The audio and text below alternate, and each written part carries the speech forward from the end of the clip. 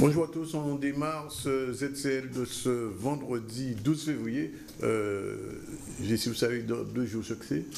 Oui, bien sûr, je sais. C'est quoi? C'est la Saint-Valentin. C'est la Saint-Valentin dans 2 jours, après le week-end. On vous salue tous d'être avec nous jusqu'à 14 heures. Jusqu'à 14 heures, on va avec vous dérouler donc, le fil, l'actualité tout à l'heure avec ici.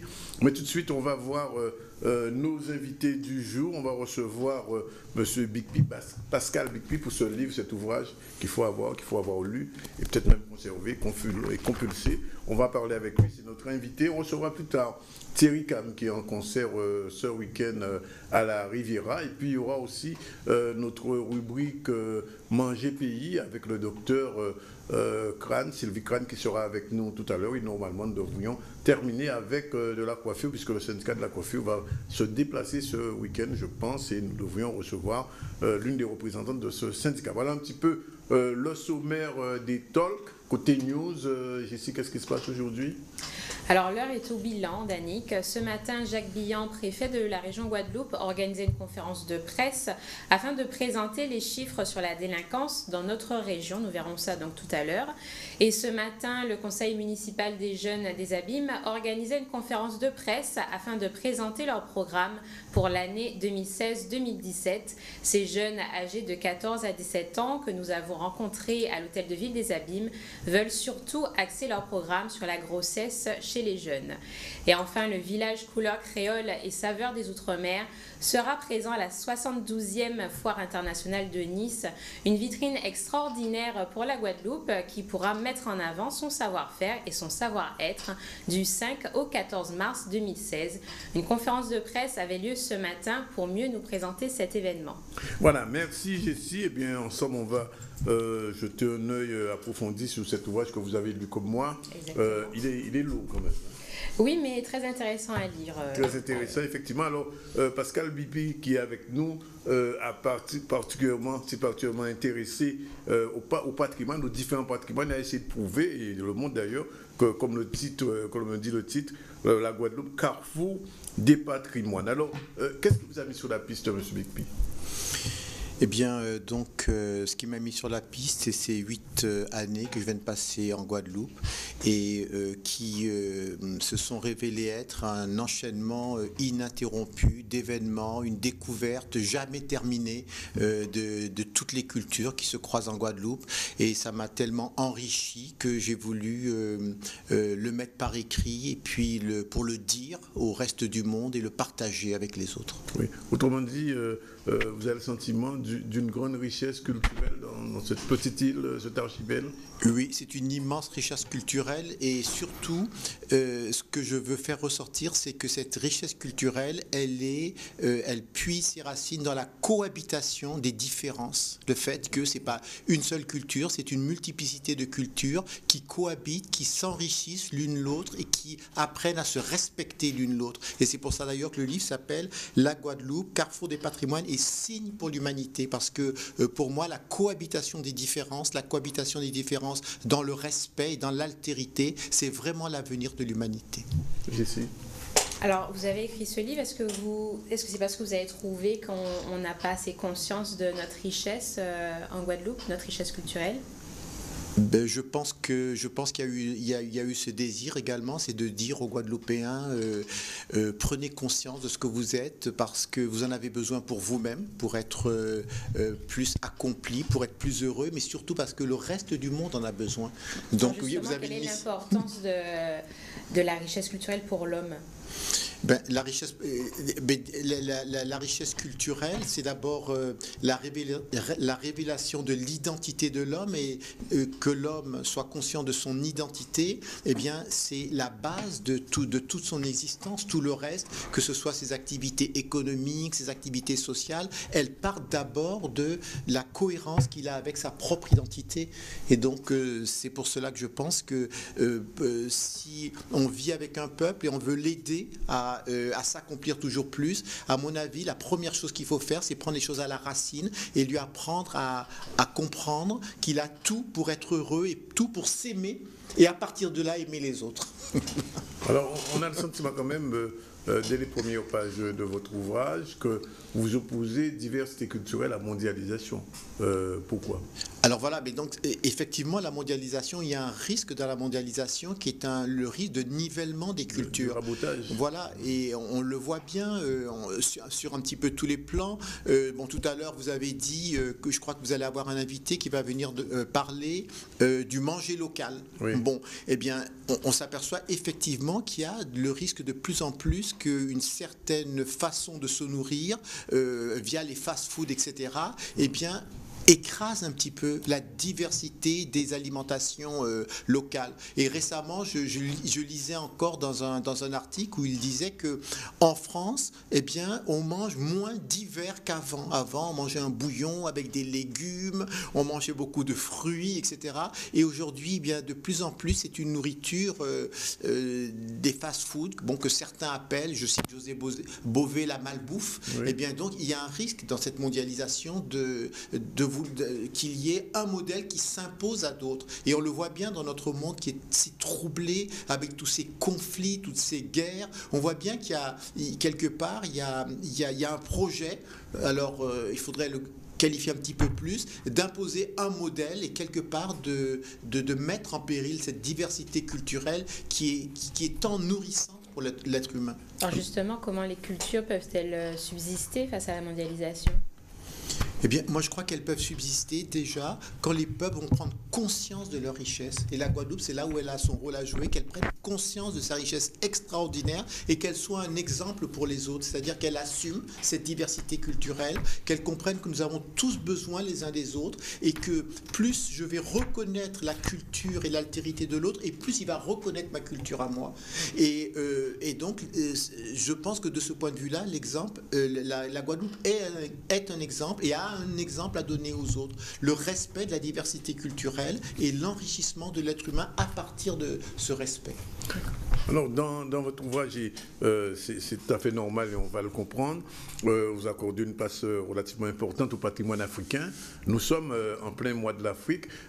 Vous ressentez, c'est ce qu'on appelle, donc on nous appelle désormais des afro-descendants, ces traces de l'Afrique, vous qui avez vécu dans divers pays africains, est-ce que quand vous arrivez ici, parce qu'on recevait la semaine dernière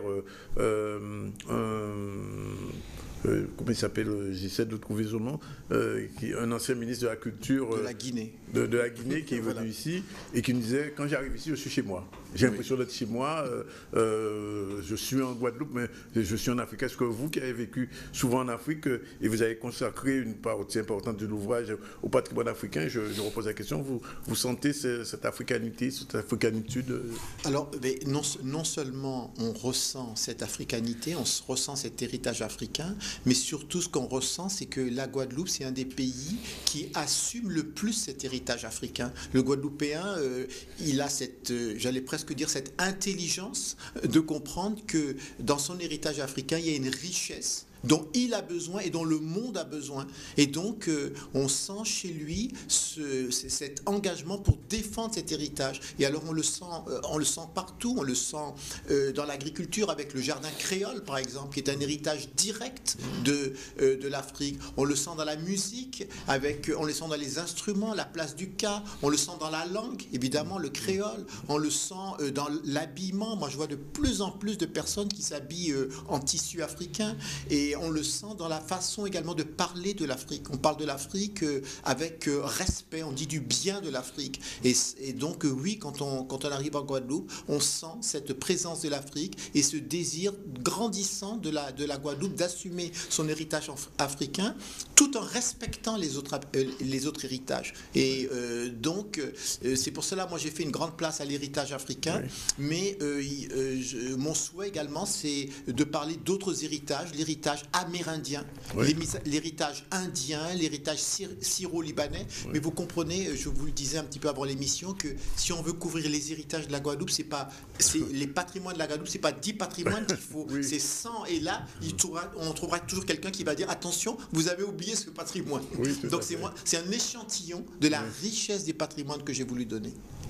Alors, à un moment dans votre livre, vous parlez des croyances magico-religieuses.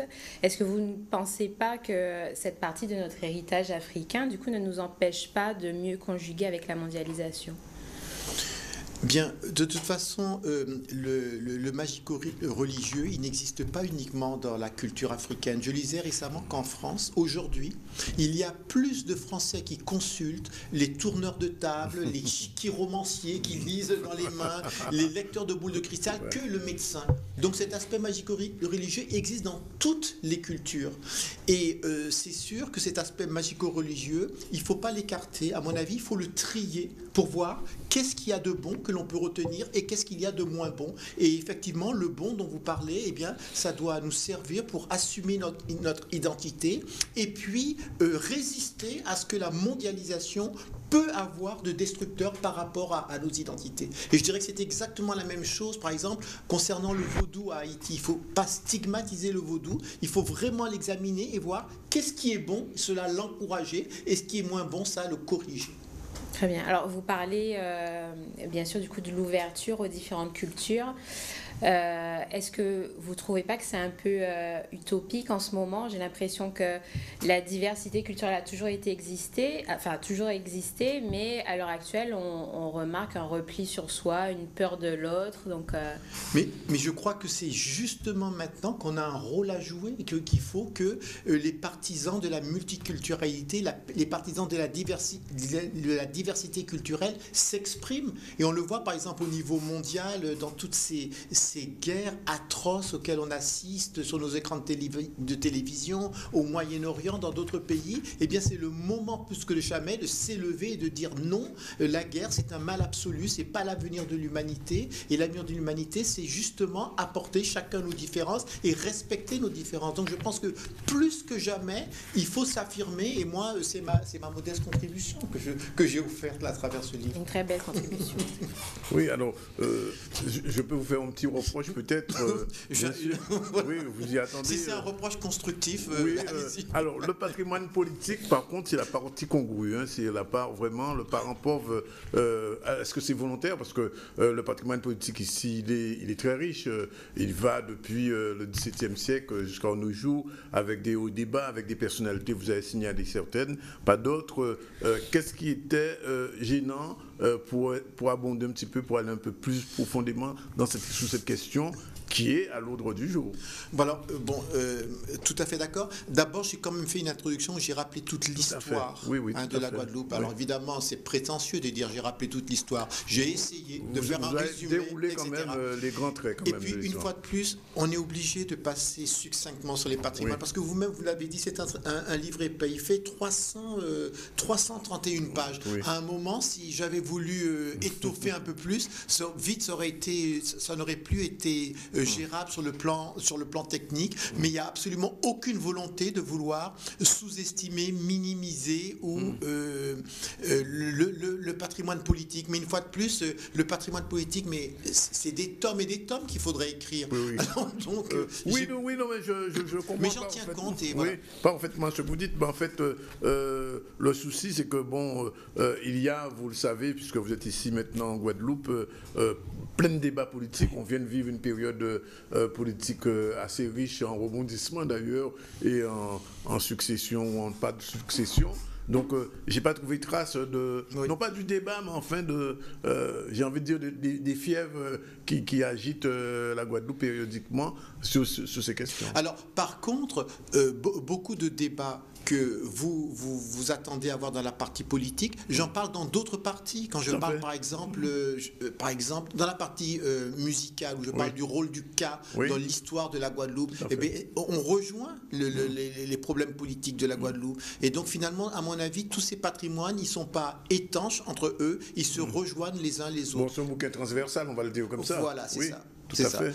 Oui. Mais je note ce que vous venez de dire. Et bien sûr, on en a parlé tout à l'heure en off, c'est assez le journaliste qui parle, rien sur les médias, rien sur la presse, ça, il va falloir compléter le bouquin. Je suis d'accord avec vous, mais le jour où je vais rencontrer un agriculteur, il va me dire, il n'y a rien sur l'agriculture, un éleveur, il n'y a rien sur l'élevage, mais je vous comprends.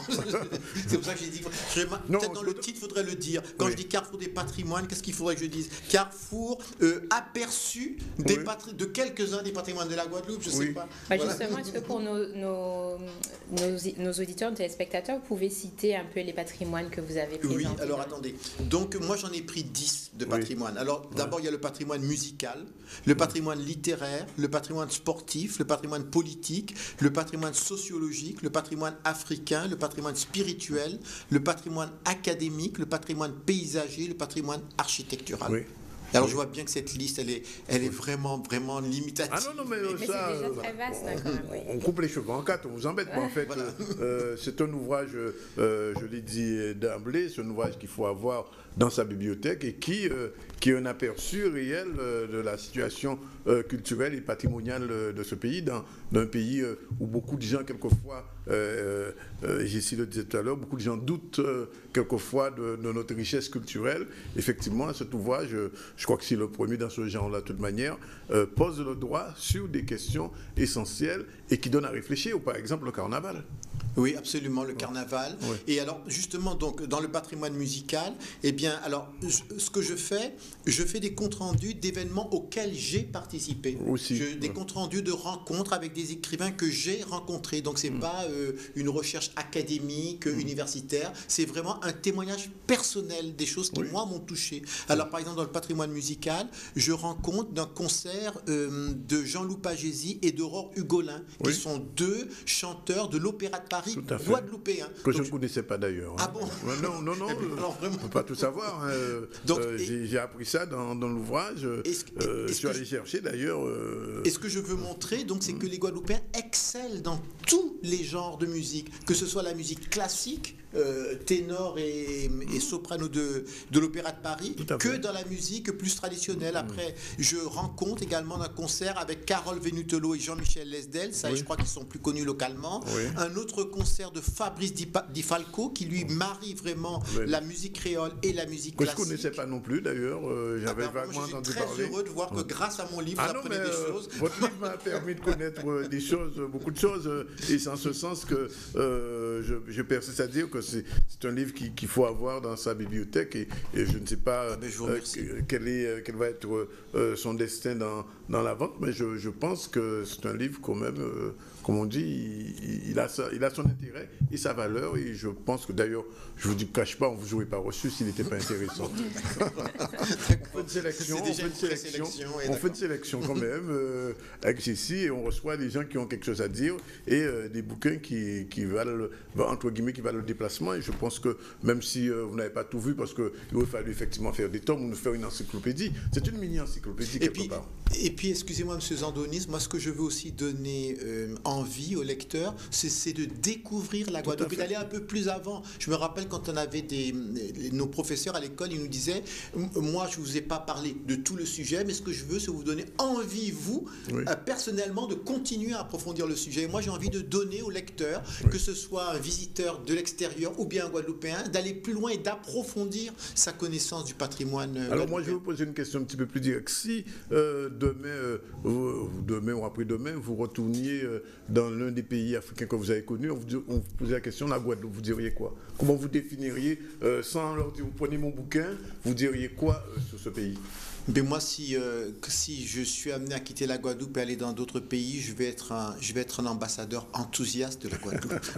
Et ce que je vais dire, je vais encourager les gens je vais les encourager vraiment à découvrir cette culture. Et puis par exemple, si je vais en Afrique, je vais leur dire que leurs descendants qui sont en terre de Guadeloupe, ils ont fait magnifiquement prospérer l'héritage qu'ils ont reçu de leur père. Oui. Et donc, je vais leur dire également que c'est un petit peu un condensé des cultures du monde, la Guadeloupe, et que donc elle a hérité non seulement de son patrimoine africain, de son patrimoine amérindien. Vous voyez, ça c'est quelque chose que j'aimerais bien rajouter dans le livre, de son patrimoine indien qui nous a été apporté par les Indiens arrivés au 19e siècle, le patrimoine européen bien évidemment, le patrimoine syro-libanais, le patrimoine syro-libanais, le patrimoine chinois. Et je dirais vraiment que pour moi la Guadeloupe c'est un condensé de toutes ces cultures. Et voyez-vous, ça nous montre que la richesse d'un pays, elle n'est pas liée à sa taille. Une petite île de 1500 km², de 400 000 habitants, mais elle a tellement de choses à offrir. Et des fois, moi qui reçois pas mal de propositions de travail dans d'autres pays, je me dis, mais est-ce que dans d'autres pays, je trouverais cette même richesse? Voilà. Oui, et peut-être l'avant-dernière question, peut-être Jessie, ou c'est moi qui fais la dernière. Non, alors c'était pas une question, c'est juste une remarque pour vous féliciter encore, parce que je trouve que vous changez aussi les idées reçues. On entend encore beaucoup de Guadeloupéens dire qu'on a peur de l'eau en Guadeloupe, et pourtant, lors des Carifta Games de 2011, c'est ça, la Guadeloupe a fini premier. Donc c'est quand même une preuve quand même qu'on excelle dans tout et qu'au contraire on se développe bien dans la natation. Et vous voyez, votre commentaire, moi ça me fait très chaud au cœur parce qu'il rejoint mon objectif. Dans cet ouvrage, ce que je veux, c'est dire du bien de la Guadeloupe et donner envie aux Guadeloupéens de dire du bien d'eux-mêmes. C'est ça. Voilà, et donc c'est de poser un regard constructif, positif sur la Guadeloupe et de lui dire, allez, tu as tout reçu, vas-y, n'aie pas peur. Et je pense que vous contribuez efficacement à cela. En tout cas, cet ouvrage, on l'a dit, pas de signature prévue ces jours-ci? Alors, il y en a eu une samedi dernier et la prochaine, eh bien, l'éditeur m'informera. Et à venir, en tout cas, on peut que conseiller, si on est d'accord, on conseille, on lui donne 4 étoiles.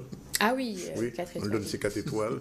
Donc, à Lyon, à acheter et puis à voir chez vous. Il est facile à lire, il ne faut pas être impressionné par les 300 pages. Bien illustré. Quelquefois, certains bouquins sont chiants. C'est pas le cas. Non, je vous le dis, c'est pas le cas. Donc, on est content de l'avoir présenté et de le recommander à nos téléspectateurs de Guadeloupe, de Martinique et de Paris qui nous voient en France en ce moment. Et donc, j'espère qu'il sera à la FNAC.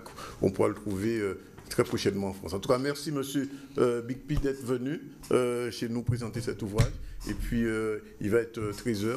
On prend tout de suite une page de pub et puis on se retrouve avec Jessie pour développer le journal et puis recevoir nos prochains invités. Je pense à Thierry Cam, le chanteur, qui est en spectacle ce week-end, et Dr Sylvie Crane, qui viendra nous présenter son Manger Pays. C'est une chronique diététique importante, justement, qui rejoint un peu ce que disait M. Bigpi sur le patrimoine culinaire, qui est très, très, très riche en Guadeloupe et qu'on sous-estime quelquefois. À tout à l'heure, on revient.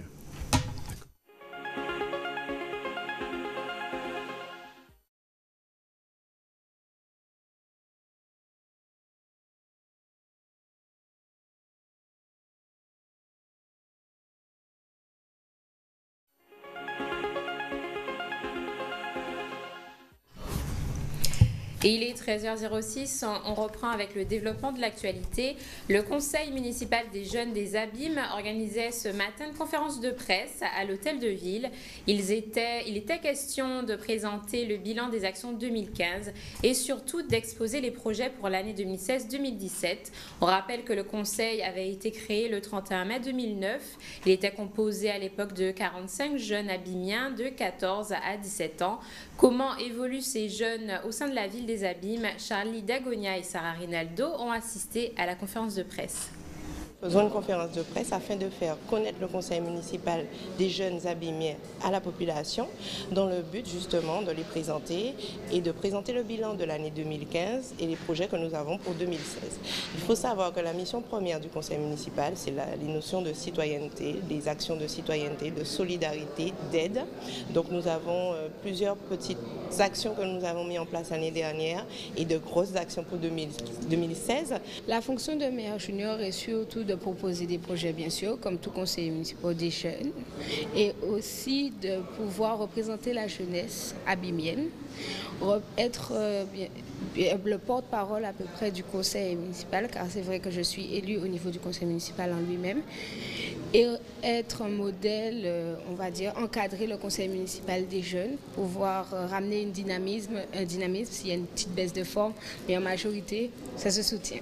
Donc on va présenter les projets qu'on va étaler sur toute une année, notre champ d'action, soit des actions longues, importantes, des conférences. Pour cela, il faut une organisation spéciale.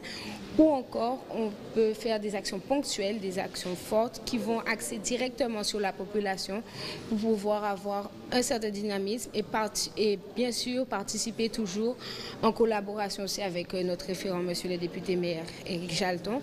Les jeunes de moins de 18 ans, vraiment les adolescents, puissent, avant leur majorité, s'exprimer sur tous les problèmes concernant non seulement la jeunesse aux abîmes, en Guadeloupe généralement, dans le monde, pourquoi pas, mais aussi des problèmes qui ne concernent pas spécifiquement les jeunes, faire vivre l'intergénération, s'occuper des problématiques diverses et variées, mais que ce soit les jeunes qui soient entre eux, décomplexés, encadrés évidemment par la conseillère municipale déléguée aux jeunes, Magali Marcin, qui succède à la cascade Marie-Corinne, ensuite, et avant c'était Théophile Allège, de sorte de pouvoir s'occuper un peu de notre jeunesse, les encadrer, mais leur laisser une liberté d'expression.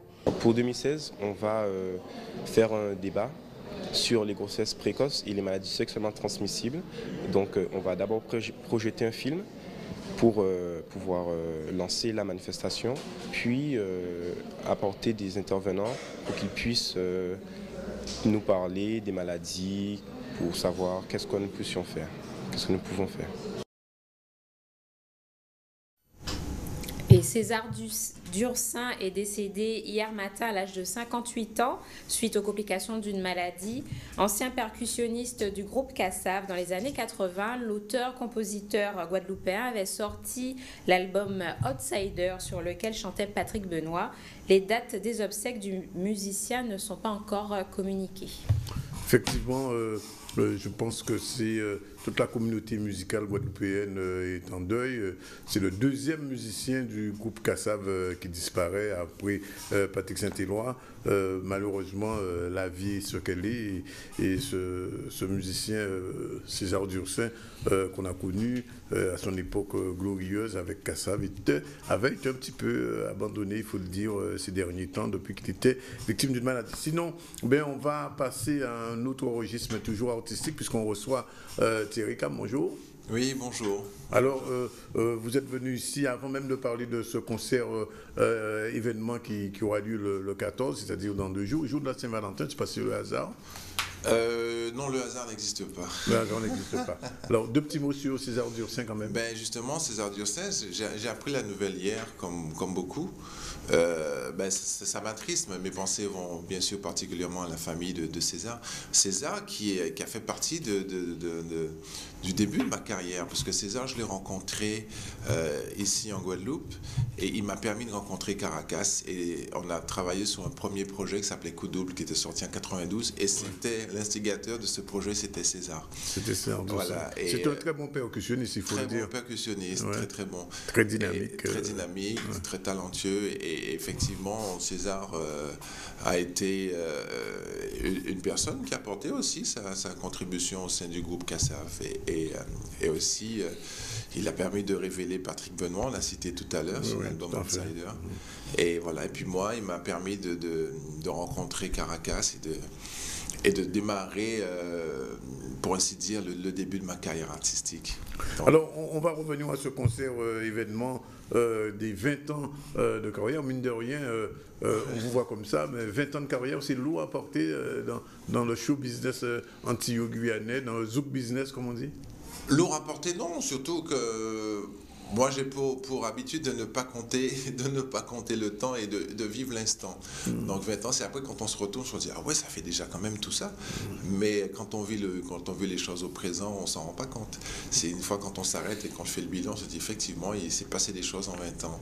Alors, 20 ans, ça fait quoi? Ça fait 1996, c'est ça? Voilà, mais il y a un petit peu avant, mais d'une manière, je veux dire, je ne pouvais pas annoncer 22 ou 23 ans de carrière. On prend les chiffres ronds. On prend les chiffres ronds, donc une vingtaine d'années, ça fait plus d'une vingtaine d'années, donc 20 ans, je pense que ça englobe tout. Mais c'est vrai que j'ai commencé vraiment à vivre de mon art de façon, on va dire, professionnelle, aux alentours de 96.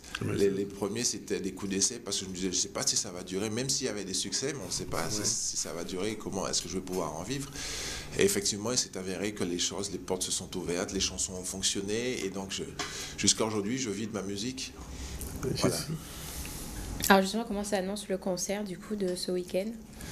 Mais pour l'instant, ça s'annonce bien. Ça s'annonce très bien. C'est, comme on l'a dit tout à l'heure, ça tombe le dimanche de 14 février, qui est un jour Particulier pour certains. Particulier pour certains, pour les amoureux. Et Oui, ici, Alors par c'était exemple. choisi. ben oui, ça a été choisi, puisqu'on ne fait pas les choses au hasard, comme je disais tout à l'heure. Et le 14 février, qui est le jour de la Saint-Valentin. Et moi, qui suis un artiste qui chante l'amour, qui fait, entre guillemets, du zouk love, ça ne pouvait que bien tomber. Et donc, j'invite, bien sûr, les gens à venir nombreux et à fêter l'amour avec moi ce dimanche 14 à 18h à la salle Royale Riviera au Gosier. Est-ce que vous avez invité d'autres artistes Alors, il y a des surprises, il y a des artistes. Il y a une première partie avec le groupe Maroon qui va prester juste avant moi. Et puis après, il y a des choses, il y a des surprises, il y a des invités qui sont prévus, qui viendront. Alors, je sais que dans la région bastérienne et particulièrement vers Saint-Claude, il y a le fan club, j'ai envie de dire, de la famille Cam, parce qu'il n'y a pas que Thierry, il y a le basketteur aussi. Ah oui, il y a mon frère aîné Patrick, qui lui a excellé à sa période de basketteur. On n'a jamais fait de basket, Moi, Thierry? j'en ai fait de manière comme ça sportive, mais pas de façon professionnelle, comme oui. mon frère. Non, mais lui, il avait vraiment le talent. Ouais. C'est un peu pareil, hein, c'est comme lui, il ne peut pas prétendre non plus de vouloir chanter aussi. Et puis de chanter, voilà. Oui. Chacun, même s'il aime la musique, et moi j'aime le basket, mais on a chacun nos particularités. Et puis moi j'ai troqué le ballon contre un micro. Alors, on a quelques tickets à faire gagner. Je vais tout de suite dire aux gens de noter le numéro, le 26 73 03, c'est le standard. Et on va poser une question difficile, on ne va pas demander. Question trop difficile. Combien de chansons, combien d'albums Patrick Cam, Thierry, combien d'albums Thierry Cam a-t-il déjà réalisé en 20 ans de carrière? Alors, on va donner 3 chiffres. Alors, on va dire 20 albums, 12 albums. Ou 10 albums. Ou 10 albums. On donne 3 chiffres. Voilà. Et si vous répondez avant la fin de ce cycle du ZCL, avant 14h, 26 73 03, vous pouvez retirer votre billet. Une invitation pour le spectacle. Alors, moi, j'ai envie de dérouler avec vous votre carrière. Comment ça a commencé, finalement? Qu'est-ce qui vous a... À quel moment le déclic est arrivé? Mais le déclic est arrivé dans la fin, on dirait... Milieu des années 80, je suis adolescent, la musique, on en a partout, c'est l'arrivée des vidéoclips. Ouais, et puis c'est Kassav qui tournait déjà, ça oui, Kassav tournait, mais curieusement, moi je ne connaissais pas Kassav encore au début des années. Moi à Saint-Claude, vous ne connaissez pas Kassav? Ben, moi, après à Saint-Claude, moi je suis parti en France. Très tôt? Oui, très tôt, parce qu'il y a eu le décès de ma mère début 80. Après, je pars rejoindre mon frère Patrick. Oui. Donc je me retrouve à l'école en France. Et puis là, très jeune, donc très jeune, vous êtes déjà en France. Voilà, et puis... c'est Michael Jackson, c'est Jean-Jacques Goldman. C'est quand je reviens en vacances ici, c'est ma cousine qui me fait découvrir Kassav. D'accord. Et elle me fait... ce qui m'a marqué dans Kassav, c'était la voix de Patrick Saint-Éloi. Donc je découvre bien sûr les chansons de Saint-Éloi. Donc il y avait West Indies, il y avait toutes ces chansons. La créole, etc. Voilà. Et là, je commence à m'intéresser à la musique de chez moi.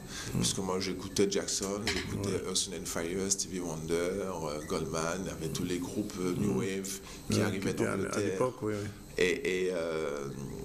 Et donc moi, ma culture était plutôt pop et funky de l'époque. Et là, je commence à m'y intéresser. Et puis, ça faisait partie intégrante, mais je ne me posais pas de questions à savoir si je voulais en faire un métier ou quoi que ce soit. Et c'est après, quand je commence vraiment à me poser des questions et à avoir des envies musicales qui commencent à me titiller, je m'intéresse bien sûr au zouk. Et il y a eu cet événement Rêve Antillais qui était parrainé par Kassav. Oui, tout à fait. Alors je me souviens de Pascal Vallot qui avait gagné la première édition. Après il y a eu une deuxième, et je crois que c'est la deuxième ou la troisième édition dont je participe. Oui. Et je suis arrivé en demi-finale. Ça s'était déroulé à Saint-François. D'ailleurs, j'avais repris une chanson de Pascal Vallot à l'époque. Parce que souvent, on reprochait aux jeunes de vouloir chanter comme Saint-Éloi. Oui, tout à fait. Pour ne pas être catalogué comme imitateur de Saint-Éloi, donc je prends du Vallot. Oui. Bon, je suis arrivé en demi-finale et malheureusement, voilà, ça s'est arrêté là. Mais j'ai continué ma route, j'ai continué mon rêve. Et curieusement, j'ai fait la petite parenthèse tout à l'heure, je finis par rencontrer César Dursin, qui était encore percussionniste à l'époque au sein du groupe. Et le groupe était venu, Kassav était venu préparer, je crois que c'était le tournage du film Siméon. Siméon, voilà. tout à fait. Et c'est là, ils étaient logés à la Créole, au Gosier, et César me permet de rencontrer un peu les différents membres, et je rencontre surtout Frédéric Caracas, qui avait remplacé à ce moment-là Georges Décimus. Georges qui avait quitté Kassav un moment. Ouais, qui avait quitté Kassav un moment. Et c'est comme ça que ça s'est passé, puis on a travaillé ensemble sur un projet, et ma carrière, je mis le pied à l'étrier à ce moment-là. Là, on est en 92. Ouais. Voilà. Comment s'appelle le premier titre? Le tout premier titre, c'était une compile qui s'appelait Coup Double. Donc moi, je considérais ça pas comme un album solo ni un début de carrière. Pour moi, c'était un coup d'essai. C'était à l'époque Mouradisque, ça. C'était l'époque Mouradisque. On mettait plusieurs artistes sur... Voilà, Mouradisque, lui, prenait pas de risque. Et allez, tu chantes un peu, allez, viens, tu chantes un peu, allez, viens, puis on verra bien ce qui se passe. C'était un peu ça. Et Coup Double, et la chanson que moi j'avais chantée, c'était un truc composé par Caracas, ça s'appelait Jump Up. C'était un peu soca. Il y avait une espèce de ferveur autour de la soca music à ce moment-là. Je fais un truc soca. D'ailleurs, j'interprète aussi une chanson, une composition de César Dursin. Alors, je ne me rappelle plus du titre. Mais je sais que c'est César qui avait écrit cette chanson. Et puis voilà, donc franchement, c'est un truc qui a... Je ne sais pas si ça a marché. Si ça a marché, ça a vraiment eu un petit succès d'estime, tu vois. Et puis... 93, toujours, Mouradisque ne veut pas me lancer en tant qu'artiste solo, il me remet toujours sur le label Coup Double. Ce n'est qu'en 94 où j'arrive à m'imposer et puis à vraiment dire que non, je vais vraiment m'exprimer, j'ai des choses à dire, et que l'album solo sort, l'album Ultime Confession, avec la chanson Coup de Foudre, que tout le monde appelle Désir, hein, parce que ça compte. Justement, oui, c'est ça. Même Jessie l'appelle Désir. Mais c'est Coup de Foudre. C'est son époque. Justement, en 20 ans, quel est votre avis sur l'évolution du zouk? En 20 ans, mon avis sur l'évolution du zouk. Le zouk a connu beaucoup on va dire, de haut et de bas. Mais c'est vrai que les plus belles années du zouk se situent les années 80, bien sûr, le Kassav sont les instigateurs du zouk. Et puis 88, 89, il y a des artistes qui émergent. Il y a Gilles Fleureau, il y a Eric Brouta, il y a Léandri, il y a tous ceux-là qui sont des, on va dire, des piliers. C'est des gens les zouk machines aussi. Les zouk machines. Il y avait Joël Ursule, Tania Saint-Val, qui avaient marqué de leur empreinte indélébile cette musique-là. Et moi, j'arrive début 90, 94, où il y a déjà un sentiment de vouloir apporter quelque chose de nouveau, et il y avait Jean-Michel Rotin, donc moi j'arrive avec ma couleur, Rotin arrive avec la sienne. La musique, notre zouk est en train vraiment en pleine ascension, en pleine évolution. Aujourd'hui, je trouve qu'il a un petit peu ralenti parce qu'il y a une espèce de, je dirais, de manque de créativité, certainement pas, qui est dû par une espèce de formatage voulu par... C'est vrai. Par les producteurs, c'est vrai. Mais c'est pas, je dirais pas les producteurs. Je dirais peut-être les médias, quelque part. Médias. Parce que c'est notre faute. Alors les médias, plutôt ceux qui diffusent la musique. Oui. Parce que les télés, si on vous amène un clip, vous allez diffuser. Mais les médias musique, les médias, les radios et les DJ qui diffusent, qui diffusent qu'un style de musique. Et quand on arrive avec quelque chose un peu différent, dès que ça rentre pas dans le format, comme on dit, c'est pas le format, ou c'est pas la couleur du moment, c'est pas si c'est pas ça. Alors qu'à l'époque, on se posait pas cette question-là. On passait tout et on était justement à la recherche de l'originalité. C'est pour ça que Jean-Michel Rotin avait son son, avait sa couleur, j'avais ma couleur, Fleureau avait sa couleur, Saint-Éloi avait sa couleur, tout le monde avait sa couleur. Et c'est la couleur de l'artiste qui primait, qui intéressait, ce qu'il amenait, ce qu'il avait à revendiquer. Et aujourd'hui, non, tu n'as pas la couleur d'un tel, tu ne peux pas passer. Il faut faire la couleur de celui qui marche en ce moment. Ce qui fait que ça c'est en train de niveler les choses plutôt vers le bas. Est-ce que, Thierry, on peut dire que Désir, comme on l'appelle, enfin bon, ça s'appelle Désir, ou Océan sont été les deux plus top de votre carrière? Les deux temps forts, les deux plus forts de votre carrière? Mais c'est les moments, c'est des chansons qui ont eu beaucoup de succès et qui ont encore des succès. C'est des chansons qui ont marqué d'une empreinte indélébile, je dirais, ma carrière, effectivement. Coup de foudre, entre parenthèses Ouais, désir.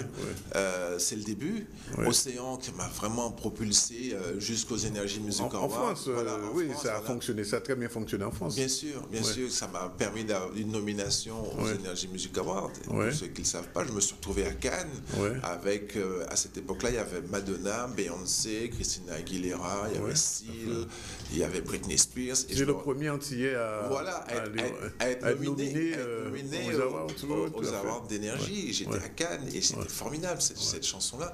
Et donc c'est vrai que c'est des grosses chansons. Mais il faut savoir qu'il y a d'autres chansons de moi qui ont fonctionné et qui sont beaucoup plus fortes qu'Océan dans les pays lusophones, comme Mémoire de femme, sortie sur l'album Nuit Blanche en 95, qui était une chanson qui est restée des semaines numéro 1 en Angola, au Mozambique, dans certains pays d'Afrique, dans l'océan Indien, à l'île de la Réunion, à l'île Maurice, aux Comores. Ça, je ne savais même pas. Oui. Jusqu'à récemment encore, j'étais en Angleterre, invité par la communauté lusophone, parce que Mémoire de femme, pour eux, c'est The Song, c'est la chanson. Ouais. Bon, alors, deux mots avant de se quitter, ça va être l'heure de la pub. Le spectacle s'organise avec aussi bien des anciennes chansons que des nouveautés ou... Bien sûr, Oui. je retrace mes 20 ans de carrière. 20 ans Et 20 ans, c'est combien de chansons? 20 chansons pour un concert de 3h30, 2h30? Ouais, on va dire ça. Ouais. 20 chansons. J'étais obligé de trier. Sans compter les bis. Hein. Voilà, sans compter les bis. Oui. Et donc, j'étais obligé de trier parmi mon répertoire des chansons, Oui. des moments forts. Et c'est ça, effectivement. Donc, d'hier jusqu'à aujourd'hui. Voilà, D'accord. c'est ça. On attend ça. C'est à 18h. Hein. C'est 18h dimanche Oui. 14 à la Oui. salle Royal Riviera. Donc, les gens peuvent retirer encore les billets. Est-ce que je dois le dire? Oui. Donc, Oui, on va dire. alors, Make Up Forever, ici à Jarry, Oui. à la galerie Welbourg. Il y a une station à Bastia, station Vito d'Arbaud. Encore, oui. Il y a un point de vente à la station Vito d'Arbaud.